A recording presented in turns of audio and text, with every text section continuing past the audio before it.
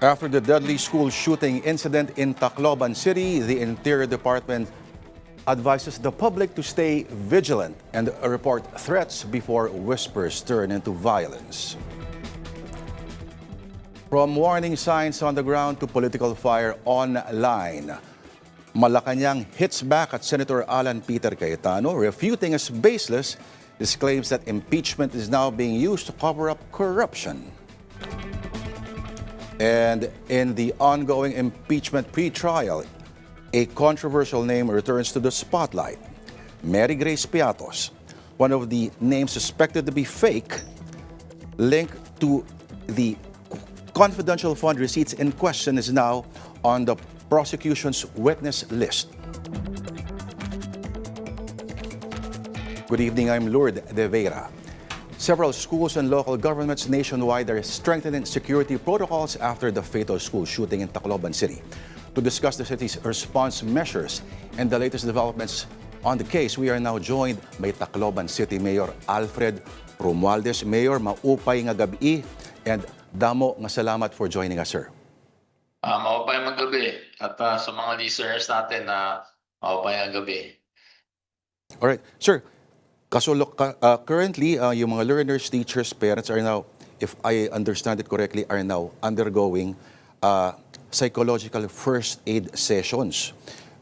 Meron ho ba kayong balita, Mayor, on how things are going? Things are going very well. No? I was at the school early today, and we had a meeting with the teachers and the principal, and we will continually have meetings and debriefing with them. Also with me was the chief of police, because I've instructed the police that they should have a blueprint of all the schools within their jurisdiction, like Station 1, Station 2, and Station 3. Kasi pag kami tumawag sa 911 at sabihin nila may gulo sa San Jose National High School, for example, in classroom 18, they know exactly what it is, and they should have drills on this response para kabisado na nila yung mga eskwelahan, private at saka government schools. No? And also the engineering, city engineer was with me in order to now fix the and put measures, no? Like yung mga pader, yung mga doors. And of course, we are also planning to refurbish and maybe paint the entire school, so that naman pagbalik sa eskwelahan ng mga bata medyo makita nila na may malaking pagbabago sa eskwelahan, para hindi naman sila they will not remember, or rather feel traumatized again. It might trigger kasi some depression sa kanila. So these are also measures that we're doing. And we're also installing a system there, not only with CCTV, but just like what they put in the banks, that there will be an emergency button there that's connected to the police station. So somebody can press the panic button, immediately the police will respond. Kasi minsan walang cell site or hindi nakakatawag sa cellphone. Pero if they press that emergency button, just like what banks have, this is what we're doing in as far as the local government is concerned. And of course, the victims, we're taking care of all the expenses with their treatment. As far as their burial also is concerned, kami na rin ang sumasagot dyan. But tuloy-tuloy yung briefing namin sa mga teachers. Is the government, Mayor, able to cover 100% of the expenses? Yes. Yes. All right, In Mayor. fact, hindi lang po expenses, but even additional help that we can give them. Mayor, you said that it's the 14-year-old who did most or more than 90% of the shooting. Turns out he was the one who pushed for going through with the plan. But did you have any insight into his motivation and what kind of a family situation this kid is dealing with, Mayor? Alam mo, in a situation like this, I wouldn't say iisa lang ito. No? There are a lot of kids that indirectly or directly have been abused by either their guardian or their parents, and you can see that there is motive. But what's stopping them is accessibility toward any deadly weapon. Ano? Hindi nila magawa yun. In fact, it's very hard. Kaya it's really sad na nangyari to, nakakuha siya ng baril and he used it. And apparently, he also knew how to use the gun. That's why nakapag-reload siya ng 2 beses eh. Kapag palit ng magazine, nakapag-reload. At kung mag-jam yung baril, alam niya anong gagawin niya para matanggal yung pagka-jam ng baril. So these are things that, you know, that we did not expect. But itong mga nangyayari sa mga minor, lalo na lumakas ang social media, I see it growing in the last several years that they're also aware that, you know, that limited ang prosecution sa kanila eh, lalo ng mga minors. Kaya malaki talaga sa statistics ng police, malaki talaga ang mga nangyayari mga krimen sa mga minors, more so than the college students or university students. And this is really, this is an issue, you know, I hope will be addressed already. And you know, it's easy to say that, you know, maganda sa batas sinasabi na, you know, we should be rehabilitated instead of, you know, prosecuted or incarcerated. But the fact of the matter is we don't even have rehabilitation centers. You know, most of the rehabilitation centers are owned by private institutions or groups or some Christian or religious groups that the massa cannot afford. And we have many cases of this. That's why kailangan talaga ma-address ng gobyerno to. Not only, you know, the law says that you have to rehabilitate them. Who's going to do it? Where are they going to do it? And who are the professionals that are going to do it? Kaya kailangan ma-institutionalize ito dahil ito talaga eh, malaking bagay in developing or formulating a strong future for our, you know, our young kids. Mayor, so are you for amending or lowering the age of criminal responsibility, amending the juvenile justice law? Well, I think we have to be careful with that, no? We have to listen to professionals, child psychologists, you know, psychiatrists too. At pag lower ng age, I think it should be qualified, no? If you're talking of a heinous crime, like, you know, let's look at this. Kung hindi mga minor to, you can actually call it a terroristic act. Because they terrorized the school and they killed people. And that's exactly what terrorists do. So, you know, if you're involved in terrorism, I think there should be no age limit there. And if you are involved in, what do you call this, a heinous crime, and the fact that it was premeditated or sinasabi nga nila that there was some sort of knowledge and yan titignan nila mabuti yan. Kaya kailangan i-qualify.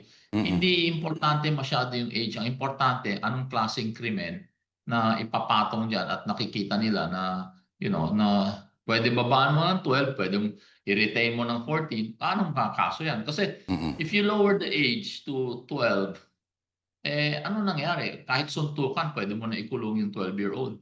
Suntukan lang yung nangyari. So ikaw i-qualify mo dapat yung ano yung kaso. Right. Mayor,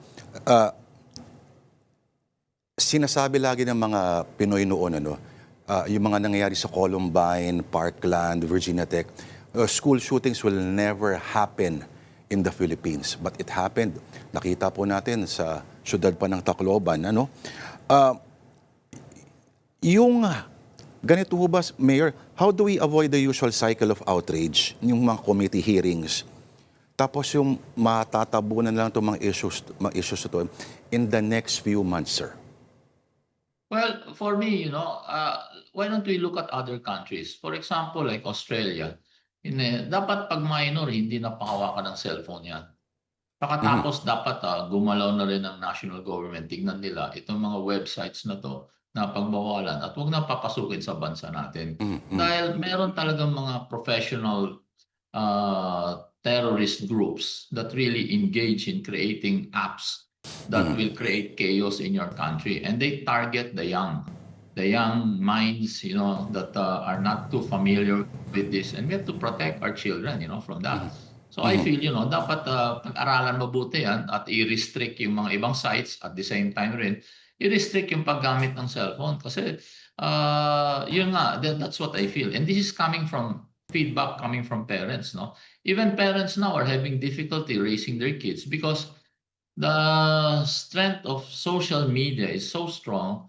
In fact, mas pinaniniwalaan pa ang AI kaysa mga magulang eh. Hindi nila na-appreciate yung tinuturo ng mga magulang tungkol sa moralidad, prinsipyo, at mga values in life. And it's very difficult, to influence our children when there is, another influencer there that they can use through cell phones. Mayor, sinabi niyo po ninyo, this is a wake-up call to teachers, to parents. It's time to focus on your children. If you cannot discipline and raise your children properly, don't give them to the government. That's not our job. Sir, paano po natin babalansehin yung responsibilidad ng Okay. pamilya at estado? Sir? Una po, sir, nabanggit ko yan kasi alam nyo, very active kami ho sa child trafficking. Very active kami dyan sa exploitation of children. Oo. And ang naranasan namin at nakita namin, almost 80% of the parents, when we rescue these children, are involved in child trafficking. And that's why I felt, that, these children are being abused and being used. And that's one. Second, it's really hard to raise children. So we need a mechanism or an institution in our government that for parents that really cannot handle their children. For example, may naging PWD mga parents, hindi nila talaga maasikaso yung mga anak nila. May institution tayo na tumutulong to save the child. That's what I'm saying. That's what I meant actually. But there are some parents also na pabaya talaga, na iniiwanan nila yung mga bata, hindi nila inaalagaan, pagkatapos papabayaan na lang sa gobyerno. Kami naman ho sa LGU, nahihirapan kami kasi nga, meron batas nga nagsasabi na mga minor may curfew pag 10 o'clock. Pero pag hinuhuli naman ng pulis, may dala-dalang birth certificate, pinapakita sa pulis, minor ako, hindi pwede ako galawin. So, it's difficult na alam na rin ng mga kabataan mga rights nila. So, and they use it to their advantage to create chaos. Opo, sinasabi nga, yung kasabihan nga, it takes a village to raise a child. In your case, it takes a city, the entire apparatus to raise a child. Pero Mayor, meron po kayong striking na sinabi, no, na nirelate, sinabi nyo. Di ba usually pag nakikita mo na may bumabagsak na nakatawan, matatauhan ka dapat and you tend to stop. Ano po kaya anong galit, ang gigil, ang meron ba, na parang kuryente ang dumadaos-dos doon sa sa isipan ng batang yon at bakit hindi pa rin siya tumigil kahit by all human instincts ganun dapat siya mag-react? Tama yun. That is really a clear sign of mental instability, no? Mentally unstable talaga yung taong yan. Kasi kahit sa pulis, pag nakakita ko ng pulis na nakakahuli ng hold-upper pero sa ganap na he was doing his job, napatay niya yung tao, kailangan i-debrief din because minsan umiiyak pa yung pulis, nagsisisi. Ano ba nangyari? Ganito, di ba? It really affects a person, especially when you see blood and you see that person falling. And with what I saw here, yung unang binaril niya na babae, hindi naman niya classmate, hindi nga niya kilala eh. Pagkatapos, yung pangalawang lalaki na binaril naman niya, o yung isang lalaki naman na binaril niya was behind the door. So he also did not see him. And he just fired the shot. But clearly, because he knew how to shoot, so clearly he was aiming for the chest. Kaya sa taas tinamaan, sa dibdib tinamaan. Pagkatapos yung pangalawa, sa likod, o yung pangatlo, na babae din, binaril niya sa likod. So makikita mo na yung dalawang huling na binaril niya, classmate niya. And hindi naman yun yung mga supposedly or alleged na binubuli siya, no? These were not the kids na binubuli siya. That's why when the statement came out that the suspect said that that he was being bullied, hindi pa niyang paniwala yan Ang naging totoo dito sa investigasyon namin, sa tingin namin, ay pinagtatawanan siya sa school kasi may pagka-weird. So, he was being laughed at. And I think because of social pressure, he wanted to prove the fact na he's not a weakling, he's not weird, he's not frail. So he did that. Now, with the help now of social media, because he was following all those crimes that happened abroad. But when you go back and you study those crimes that happened abroad, even yung pagkabaril kay President Trump, lahat yan yung baril galing sa bahay, galing sa tatay, o hindi, galing sa lolo, galing doon Kaya really, we have to call really the attention of gun owners that, hey, you make sure, because dalawa yan. When you do a crime, first is the motive, second is capability. Tanggalin natin yung capability. Motive, mahirap bantayan yung motive kasi hindi natin talaga masilip yung isip ng tao, isip ng bata. But because it's a growing concern, it's about time, really, the government focuses and get a group of psychiatrists, study behavioral science, lahat yan, titignan natin yan, tapos gumawa tayo ng institusyon para ma-save natin naman itong mga kabataan na to. Focus on that. Kasi medyo malaking gastusin, we have to start somewhere, but we have to build that institution and really that there's a safe haven for our children, that there's a chance that, kasi madali sabihin, give them a second chance. What kind of chance? Diba? If they don't have the tools to correct themselves or they don't have the tools to work with, then, how will they survive that second chance? Kaya mahirap Kaya kailangan talaga, nangyari ito, this is a wake-up call. And when I went around, majority of the parents are angry. They're not afraid to send their children back to school. And even the kids, they're a little in shock, pero it's more of maraming talagang galit at tinitignan nila anong mangyayari dito sa dalawang ito. Kasi kung walang mangyayari sa dalawang ito, baka sunod-sunod na yung mga ganitong shooting sa bayan natin. Kaya kailangan talaga gawa ng action yan. Huwag masyadong patagalin, pero kailangan talaga ng mga eksperto kasi buhay ng tao ang pinag-uusapan natin dito. Buhay ng bata. Paano natin palalaki itong mga anak natin sa magmuting paraan. Yun po ang nakikita ko na dapat talaga bigyan ng bigyan ng pansin. Guns all over cities. You can see, I see it in different networks, in GMA News, in ABS-CBN News, di ba nakikita nyo dyan, may mga gang war dyan sa Metro Manila. Kasi alam nila kalimitan, mga minor pa nga Kasi alam nila yung ginagawa nila at alam nila makakalusot sila. All right. Mayor, last question po. 20 years from now, what would you hope that historians would say about Tacloban learned from this tragedy? Well, I talked to the teachers and I told the teachers, we were hit with many tragedies before. And the key there is not to remain a victim. We are not pushing for you to forget what happened, but we are pushing for you to translate what happened into lessons and good points that I think those victims, especially the ones that died, would want that lesson to be learned by us so that we can prevent something like that in the future, that we can actually give a real second chance to people that we can equip and we can train and we can bring them back to the workings of society para maging maayos sila. And also, once we have that mechanism and once we have that institution, we can easily identify children that medyo yung nawawala o medyo nagkakaroon na ng problema. At least alam na natin, makaka-identify tayo. We can study more and make it even more efficient. And we have to be also sensitive to the fact that we will have to amend those laws later on. We will have to modify them. Sometimes we will have to repeal some laws. Also, para maka-adjust tayo sa times kasi ngayon sobrang bilis ng technology pero it can be very dangerous also. So we have to be careful that we totally use it the right way. Yun lang pong point ko. Alright, on that note, damo nga salamat at maupay nga gabi Tacloban City Mayor Alfred Romualdez. Thank you, sir. Maraming salamat po. Thank you. Alright, Political Beat will be back right after this quick break.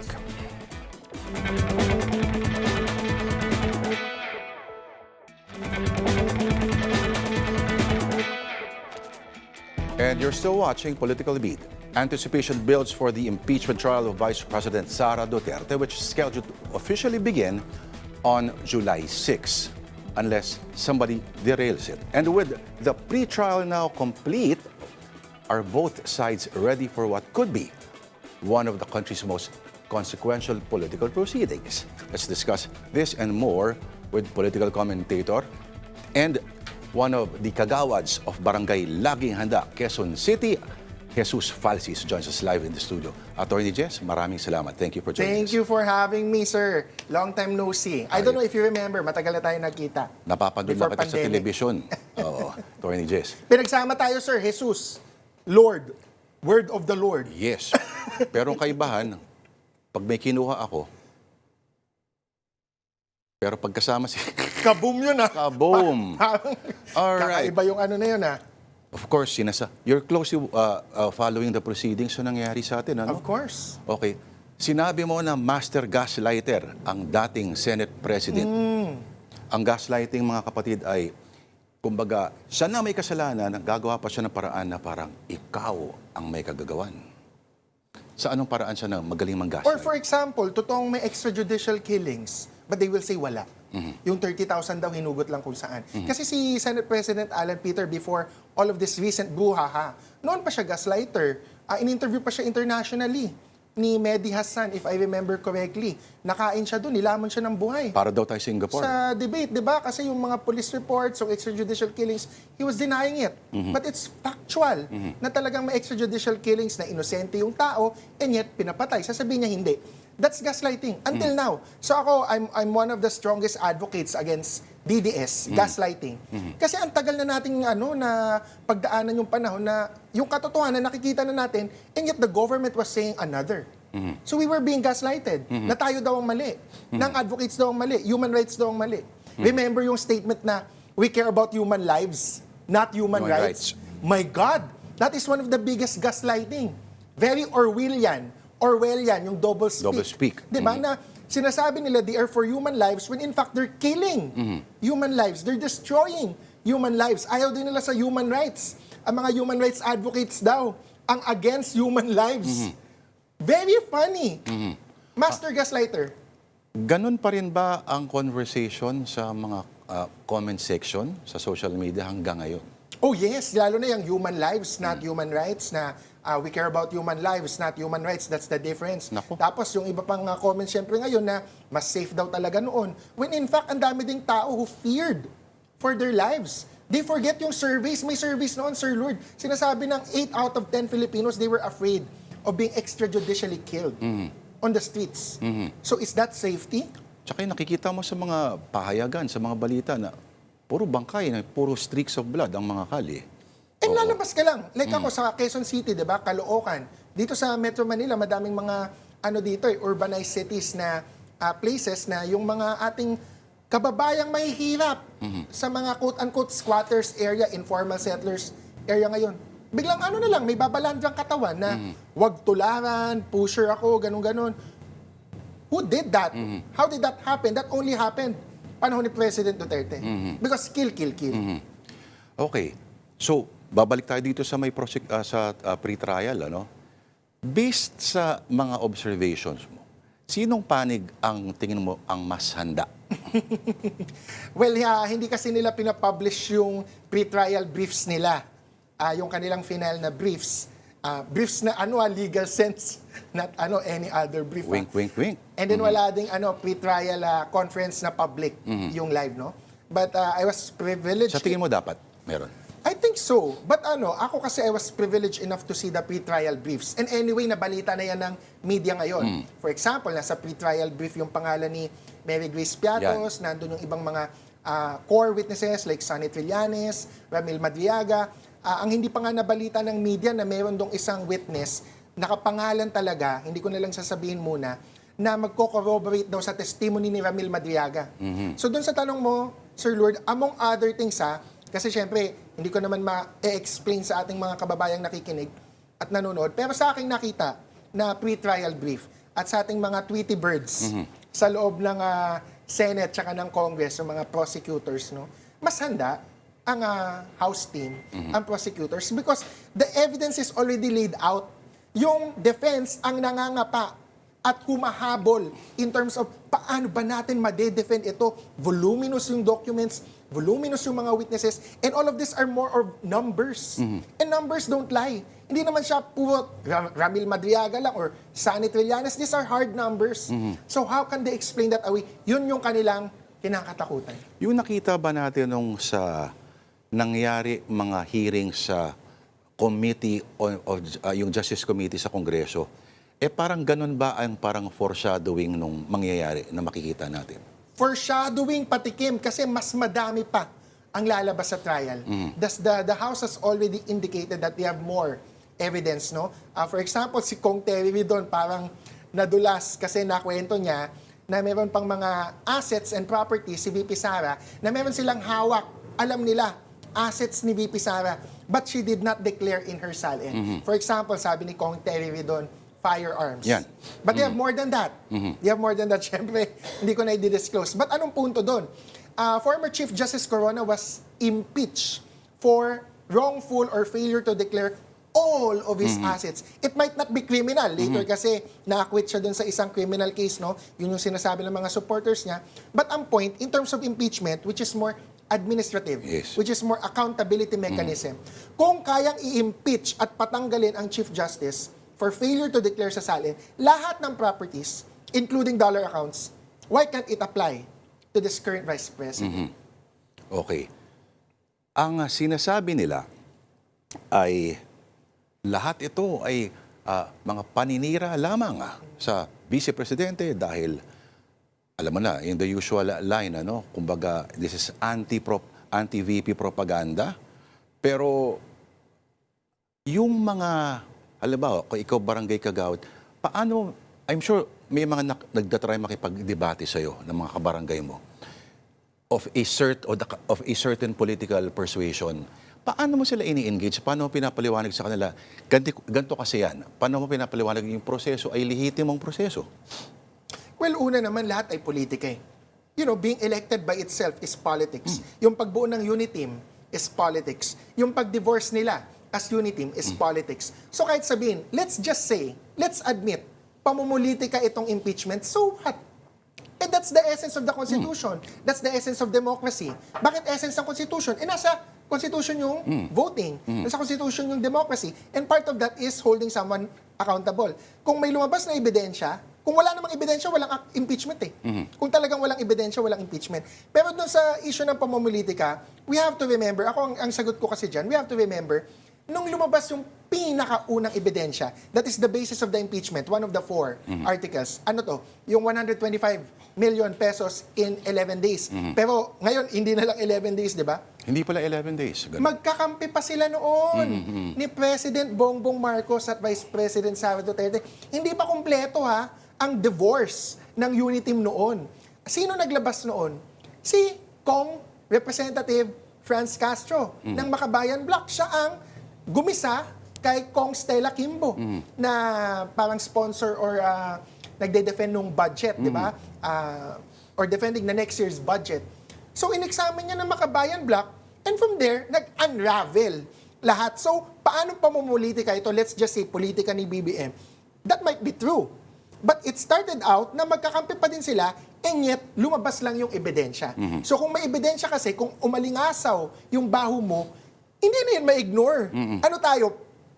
Bubulag-bulagan, tsaka hindi natin tinitingnan na nakita na natin na may COA report, may 125 million na ginastos in 11 days without proper justification. At yung iritasyon lang na, yung the sheer frivolity of kung hindi man lang totoo yung pangalang Mary Grace Piatos.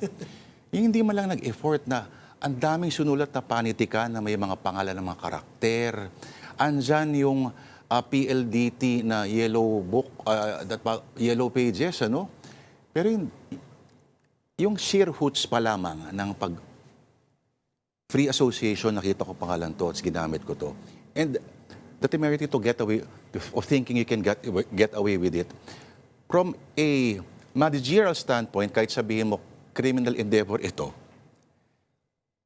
medyo magdududa ka sa skills ng namumuno ng ganitong You have to be skeptical. Oo, Rightfully, kasi Mary Grace Piatos, Nova, Chips, Jay, Oishi, yun yung mga pangalan ng confidential funds. Pero sabi nung nagtatago ngayon, marami rong Piatos sa Davao. Naalala ko yun. sabi ni Bato de la Rosa, maraming piyatos sa Davao. And that's the best defense. Oo. Ipamukha ni Labas VP yun. Sara na meron talagang nakakuha ng confidential funds. Because that is the only you cannot have confidential funds and you cannot spend it based on COA guidelines if walang totoong tao. Kasi parang ghost, din yan projects ng flood control. Ibig sabihin, peking tao pala ang kumukuha. Kung may totoong tao pala na piyatos, pakita nila, that's the best defense. Of course, sasabihin nila, kaya nga confidential funds. Kasi Alias lang yan, confidential. alias. Hindi natin pwedeng i-reveal. It will endanger operational security. Hindi yan absolute defense. Because kung totoong mang may confidentiality, ang gagawin dyan ng Senado ay mag-hold ng executive session. We're not forcing VP Sara to reveal who is the actual confidential agent. Kung totoo man si Mary Grace Piatos, pwede sila mag-executive session. Correct. But she has not requested that. She has not requested that sa House and she has not requested that sa Senate. Inuunahan niya ng angas. Hindi, sinasabi lang niya, wala akong kailangang i-explain just because confidential. Gaslighting. Gaslighting yon kasi that is fooling the people, not just the DDS. Now, when you say confidential funds, bawal ka mag-reveal ng sino yung nakatanggap. Hindi. Pwede mo i-reveal, but to limited people. To COA, to the senator judges, to the people who should hold the vice president accountable. Okay. Ang sinasabi naman ng dating Senate President, kamo expert gaslighter, ay lahat ito ay ginagawa lamang bilang pang-distract sa ating panawagan na managot doon sa flood control issue. May dalawa ng big fish na nakulong. Actually, 3. Hindi ba big fish si Bong Revilla? Hindi ba big fish si Jinggoy? Hindi ba big fish si Manny Bonoan? Manny Bonoan is a former DPWH secretary. And by the way, yung politika doon, sabi, puro mga kalaban lang ang nakukulong. Kakampi ng administrasyon si Bong Revilla. Alyansa slate yan, tumakbo. Hindi yan nagpa-endorse kay VP Sara noong 2025, last year. Manny Bonoan is the secretary of BBM, not of the Duterte administration. So, paano naging mga kakampi yun? So, yung pamumulitika, yung pag-distract, hindi yan totoo kasi ang function ng Senado ay hindi mag-file ng cases against flood control. It is the ombudsman who files that. If the Senate conducts investigation, it can help investigate, but for the purpose of inquiry in aid of legislation. Ang magkakaso naman talaga ombudsman. Yep. So, the ombudsman has shown, walang sinasanto. Bong Revilla, Manny Bonoan. Hindi ba big fishes yun? And more to come. Okay. Ano ang pananaw mo na nangangamoy daw na si Senator Chis Escudero ang magiging presiding officer? Ikaw ba ay may tiwala pa sa kanya? He should exercise delicadeza and reject or decline the offer to be the impeachment presiding officer. Because again, may question nga sa kanyang credibility in terms of last year implementing forthwith. Of course, sinasabi niya, tama daw siya sa forthwith. Supreme Court din. Na-vindicate daw siya ng Supreme Court. But that's very debatable. Madami pa ding legal luminaries outside of me, not me po, who are former Supreme Court justices, former constitutional framers who say mali yung pag-implement At niya ng mismo yung nagsulat ng provision na yun, sinasabi niya. Correct. Yung nagsulat mismo ng provision at sinabi niya gusto niya agad-agad. Contrary to the Supreme Court justices of now, with all due respect to them, because this is a framer of the Constitution, kontra. Agad-agad dapat ang forthwith. So, delikadesa dapat kay Senator Chis. Tsaka para patunayan din niya, kasi baka sabihin, lumipat lang siya sa Win Gatchalian block para maging presiding officer. Maging normal member lang siya.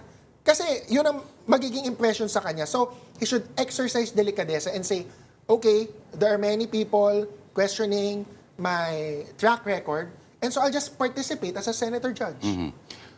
Yung pag-hire nila ng impeachment manager, ano sa tingin mo ang isa-serve nun? Well, an impeachment manager is just a social term for majority floor leader. Kasi di ba, outside of being an impeachment court, the Senate, as a normal Senate that is legislating bills and passing bills, meron kasi siyang Senate President and majority floor leader. So sila yung nag-i-interact. The Senate President will decide on motions and the majority floor leader is the one that shepherds the flow of the agenda. As a kagawad, I know that kasi pag may legislative meeting, magkakaroon ka ng agenda. So sino mag-handle ng flow ng agenda? May presiding officer or majority floor leader. Kahit saan yan City Hall, barangay, provincial hall, capital, to the Senate. So, ang impeachment court, actually, pinasosyal lang yun na word. The impeachment manager is just like the majority floor leader. Siya magsha-shepherd kung merong question ng isang senator judge, let me recognize the senator judge versus that senator judge. Pwede mo bang ibahagi siguro sa mga nakatutok ngayon? Kasi maraming ini-small ang barangay. No? Kala nila, barangay lang yan. Dapat tutukan natin ang pambansang sitwasyon at tingnan ang ating magagagan. Pero hindi nila alam. Pag nagkabara ang kanal sa harap ng bahay ninyo, kung may problema yung mga sinyalis sa kalye, hindi naman si Bongbong Marcos ang dadating sa harap ng bahay mo para umayos sa mga bagay na ito. At minsan siguro, baka kaya tayo nagkakahetot-hetot yung mga pinaka-essential at malalapit sa buhay natin ang hindi pa natin binibigyan ng halaga. Malapit na nga yung barangay, hindi pa nakikialam. Isa pa yan. Hindi pa nakikialam ang ating mga kababayan. Pustahan tayo, iuurong pa yan, But I understand their frustration. Iba muna yung sa eleksyon, Ang ating mga kababayan, syempre busy kasi sa buhay. Syempre kumakayod, Talagang pinaglalaban nila, pamilya nila, mahal ang mga bilihin ngayon. So kaya, hindi ko sila masisi. Kung halos lahat ng Pilipino, except yung tayo na medyo may oras at panahon, hindi makatutok sa national politics or sa local politics sa barangay. So, hindi ko sila sinisisi dyan. Pero kung kaya nilang makialam, kung may oras sila, may panahon sila, may pera sila, sana makialam sila at hindi nila maliitin ang barangay.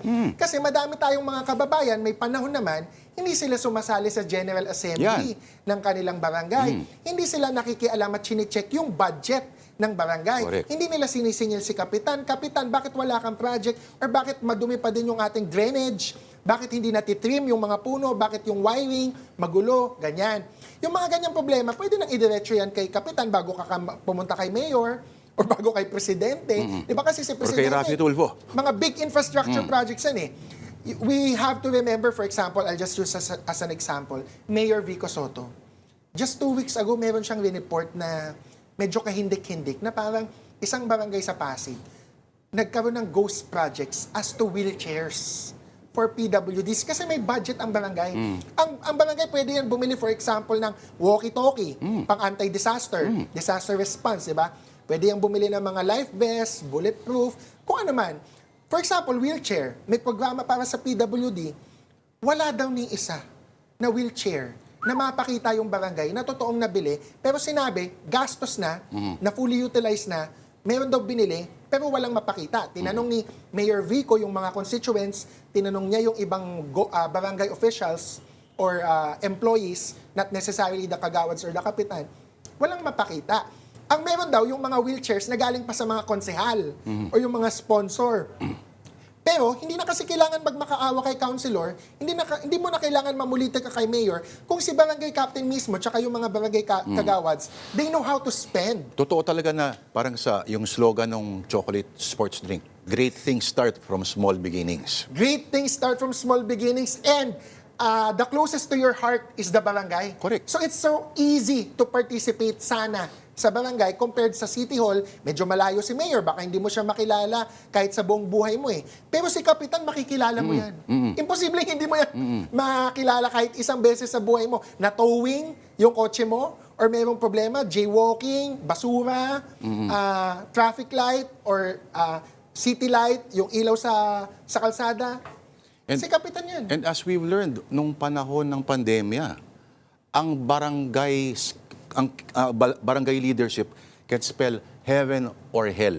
Frontliner. Nung pandemya, Frontliner di ba? kami. Kanya-kanyang diskarte kasi yun Lalo na, we have to remember barangay health workers. I have to mention this kasi may pending na bill na I commend the Senate for passing, Magna Carta for Barangay Health Workers. Ayun, kailan lang yun, di ba? And that is because of our experience sa pandemic na we recognize their heroism. So gagawa tayo ng Magna Carta. Pero wala pang Magna Carta for barangay mismo Kasi ang kapitan, ang kagawads, baka hindi alam ng iba, kami ang nandun din sa mga bypass. Sa mga search warrant, sa arrest. We have to accompany PNP or CIDG. Ganun ba? Yes, kasi we're witnesses. Ginagamit kami witness. Like ako personally, buhatin ko na yung bangko because natanong mo, Sir Lord, di ba? I've testified in court twice para mapakulong yung mga nahulihan ng shabu, cocaine, ecstasy, or ang uso ngayon THC eh. Yung concentrated na maliliit na cartridges. Pampaantok lang yun. Ng THC. Okay, basta yung batas, ibang usapan pa yan. Yung what should we legalize or ano, di ba? Saan ang kuhaan Ibang yan doon? usapan pa yan. Hindi, ano lang, para pang-report lang ba? Hindi, basta ang punto ko, doon Anong address? sa isang sinamahan ko, sobrang daming marijuana and THC. Marami Yun kasi ang mga nahuli. bars and clubs sa Tsaka area. mga bata, kabataan. Yan ang ano nila. So ako, I have experience in that. So ang punto ko, ang barangay work is actually dangerous din. Kasi ang CIDG, nung sumama ko sa isang implementation, sila may bulletproof vest. Ako wala. Kasi wala. So ngayon, sabi ko sa barangay namin, let's procure bulletproof vest. Kasi we don't know kung kailangan tayong sumama, gano'n. Maliban yan sa mga anti-disaster namin, meron kami life vest, meron kami mga reflectorized vest, gano'n. So nasa barangay yan. Oo. Be involved in barangay decisions, pero maganda rin parang i-ano sa kanila, Attorney At Jason. bumoto. Bumoto? Kung matutuloy ang election this year. Kung matutuloy eleksyon. Sana. Dapat. Oo. Pero wag ka mag-alala. Magaling sila mag-last minute, mauurong yan. Postpone na naman ng postpone. My God. Yung habit, Attorney Jason, yung ginagawa sa ibang bansa na hindi ginagawa dito, yung tinatawagan ng congressman, kung meron silang saloobin, wala tayong ganun eh. Ang mga kababayan natin, constituents, Kulitin ang mga senador at mga congressmen kung meron kang talagang malakas ang damdamin mo about a certain issue at may kinalaman siya doon, tawagan yung congressman ninyo. Hindi sila yung magpapadala lang ng mga trapal, mga tent, di ba? Ang problema kasi ngayon, medyo usually, tinatago yung number ng congressional office or kung naka-public man yan, nasa website, no, usually hindi gumagana. Oo. Pag Kaya tatawagan mo yung congressman mo. kikilos lang sila pag pinahayama sa Facebook. Ang barangay captain, pwede mong tawagan yan. Yes. Sa Quezon City, hindi ko alam sa ibang city, no, meron kaming 122. Ang MMDA, merong 136. So maliban pa yan sa 911 tsaka yung sa national government na 8888. Basta kung may problema sa Quezon City, kung may nakikinig man, magaling ang aming Mayor Joy Belmonte, pwede mong isumbong yung barangay, yung kapitan, or kahit sino, kahit anong problema, 122. Kahit anong problema, 122. 1, 2, 2. Okay, balik tayo dito sa... Ikaw ay tinanggap mo na lang yung ginawa yung nirekomendasyon, rekomendasyon no? ng Supreme Court na ikaw, ilan ba? It's a decision. Decision. Hindi recommendation. Sorry. Is decision. At you prostrate yourself upon the court at tinanggap mo ng decision, which is very unjust policies kasi normally, kilala kita, papalag ka eh. Bakit tinanggap mo na lang ba? Hindi, ako ganito na lang. Sa impeachment kasi ni VP Sara, bagong balita lang din kanina, di ba? Tatawagin nilang witness, yung sheriff na sinuntok ni VP Sara noong 2011 or 2010, nung mayor siya ng Davao. So, whatever penalty was imposed on me because I cursed, no? Yes. Sana yun din ang makuhang penalty ng ating vice-presidente, not because nandadamay ako, but because she's a higher official with a bigger duty or a higher duty. Kung kaya akong parusahan for cursing, because abogado ko, abogado din. Hindi pa nga buo Si yung VP mura mo Sara. eh. Di ba? Ano pa yun? Abbreviated pa nga yun eh. And at saka I've always said naman I don't know if you watch some of my interviews, I've always said, I regret what I did as a lawyer. Definitely. But as a family member, Hindi yun tama. But as a brother and as a family member, I would never regret it kasi life and death din ang pinagdaanan ng family ko noon eh. Your reputation, yung reputation ng family mo, hindi po tayo bilyonaryo. Hindi ako from a political dynasty. So yung pangalan na meron kami, yun na lang kahit papangalagaan hindi mo. sikat ang falsis, di ba? Kahit sabihin nila, ngayon, Kahit kinukot ka ng mga legal scholars.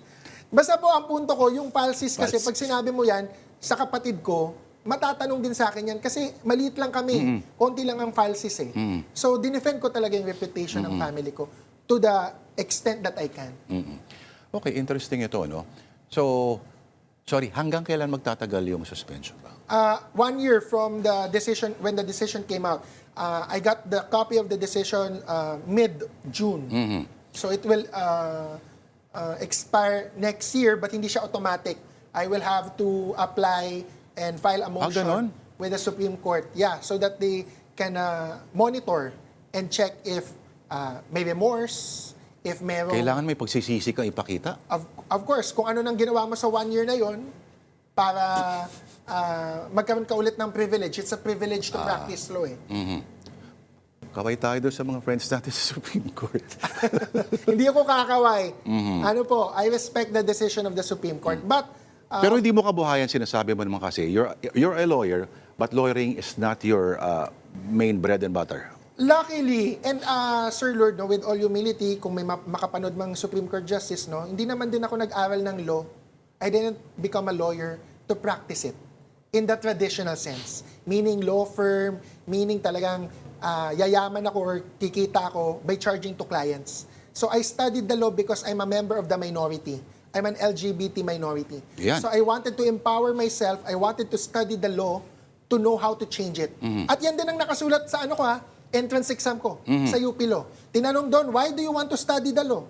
And why UP Law? Sabi ko, I wanted to study the law to change the law, and UP Law because it's the best law school. Tama. No offense sa ating mga kaibigan sa ibang law school. Ika nga nila sa art, you must know the rules before you break them. Yes, and sa Philippines, Sir Lord, and I'm sure you know this, lawyering is a corridor to the path to power. Meaning, usually sa Pilipinas, to gain access to power, lawyering is one of the main corridors. Kapag lawyer ka, usually mas may access ka sa power. Because alam mo yung karapatan mo, alam mo nga kung paano baguhin yung batas, or mag-advocate for or against a certain client. So as a gay person, I wanted to advocate for myself and for my community. But outside of being a gay person, kasi nga as a gay person, I experience injustice. So ngayon, ang aking advocacy malawak din. Kahit na anong injustice na nakikita ko, like DDS, gaslighting, extrajudicial killings, corruption, we have to speak out. June 27, ang malakihang, again, no? Pagdiriwang. Ano ni status yung iyong panukala na same-sex na issues? Well, happy Pride Month una, June, no? Yung June 27 na sinasabi mo, Sir Lord, yan yung March. Love Laban or Pride March sa Quezon City, sa may UP Diliman. So I encourage everyone to join, no? Even if you're not LGBT. Oo. Kasi you can join as an ally. Hindi yung ally na inaalay mo. Hindi gift. As an ally, kakampi, as a kakampi. Kaya tayo kakamping ako. Kaya kakamping ako. At hindi nyo kailangang maging LGBTQIA para sumali. Yes. Doon sa tanong mo, Sir Lord, doon sa ating advocacy na same-sex marriage, of course, it's still very controversial. The Supreme Court rejected it in 2019, but it's not a permanent rejection. Meaning, in the future, kung may ibang gay couples or lesbian couples who will also file their own case sa Supreme Court, that is separate from my decided case. Meaning, the Supreme Court can change their mind in the future. That's one. Second, kaya ako pumasok ng local government kasi I don't know if you've noticed, madaming mayor na progressive na nagpapasa ng mga ordinances that are friendly or supportive of the LGBT community. So sa same-sex marriage kasi may tinatawag ngayon na right to care ordinance. So kunwari, dati kasi kapag couple kayo na aksidente na comatose yung isa, walang usual na karapatan yung gay partner or lesbian partner. Ngayon, with the right to care card, meron yan. They can decide for their partner kung na-comatose siya or nasa hospital, you can visit. Dati walang karapatan eh. So that's one. Pati sa properties, di ba? Yung Supreme Court nag-rule sila dyan. Yung sa marriage kasi, di ba, bundle of rights yan. Yes. Ang marriage includes healthcare, includes property. Yung sa property naman, yung Supreme Court decision kasi na yun, ano yun eh, sa akin double-edged. It seems like a win for the community na nare-recognize yung co-ownership ng LGBT couples, but medyo technical, very academic. Some of us, including myself, do not think it's a good decision eh. Hindi ko na lang i-discuss kasi very technical. Pag-usapan natin na mamaya. Pwede mamaya. Parang resibo lang kailangan mo, okay ka na. Okay, hindi pa pala okay yun. Pero, nako, ang daming pwedeng pag-usapan. Kasama po natin ang political commentator at ang kagawad po ng Barangay Laging Handa, QC Attorney Jess Falacis. Thank you, Attorney. Thank you, Sir Lord. I can still call you Attorney. Of course. Ikaw, pwede. Ano gagawin? Suspindihin nila ako? Alright. Thank you.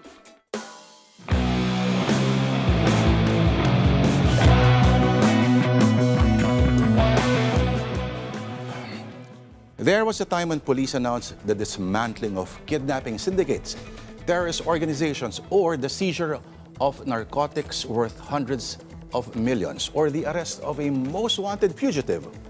Now, in our age of lowered expectations, they triumphantly announce the recovery of stolen forks.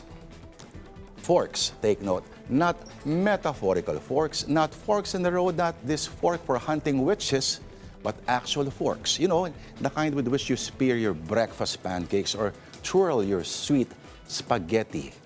Silverware, forks. The PNP has somehow stumbled into a genre previously unexplored in law enforcement communications. A burglar allegedly walks out of a hotel with stolen cutlery, and suddenly the NCRPO SOCMED team springs into action. An art card with 3 types of fonts for dramatic typography. Hero shots of 2 ranking officers. Inspirational quotes about critical coordination between private security and law enforcement. Someone tell them that you can actually add audio. So like a Hans Zimmerman piece for the perfect heroic soundtrack for that amazing recovery of what they plainly described as hotel property. What they left out were the specifics. 26 pieces of forks and 7 silver spoons. Total cost, $12,658.14. The same formula appears elsewhere. A suspected shoplifter in Legazpi is photographed from every conceivable angle. His alleged offense immortalized in bold crimson headlines that suggest the urgency of a capture of a cartel kingpin. There is the obligatory statement about the PNP's continuing dedication to maintaining peace and order. One imagines relieved citizens sleeping soundly, comforted by the knowledge that somewhere in Bicol, no one pilfers 2 bottles of Jose Cuervo tequila with impunity and gets away with it. You can almost predict what's next. The next announcement? Possibly NCRPO neutralizes reckless jaywalker. Region 4A crushes illegal double parking. PRO7 recovers missing umbrella. Each accompanied by cinematic graphics, solemn quotations from senior officers, and enough official seals to repopulate SeaWorld in Miami. Haters will say these posters inadvertently diminish the profession of law enforcement. They will sneer that it reduces an institution entrusted with public safety into an agency seemingly obsessed with social media engagement. They will point to an uncomfortable imbalance and compensatory attempts at work. The full machinery of public relations descends upon the alleged thief of hotel utensils. Meanwhile, investigations involving sophisticated corruption, cybercrime, gun running, organized syndicates, or public officials accused of wrongdoing rarely enjoy the same graphic enthusiasm. But haters gonna hate. And what's wrong with celebrating small victories? How will you track down the Atong Angs and the Bato de la Rosas of tomorrow when you can't even catch the tequila thieves of the day? And that's the word of the Lord for tonight. And that's the political beat. This Thursday, 25th of June, I'm Lourdes Vera. Enjoy the rest of your evening and cheers.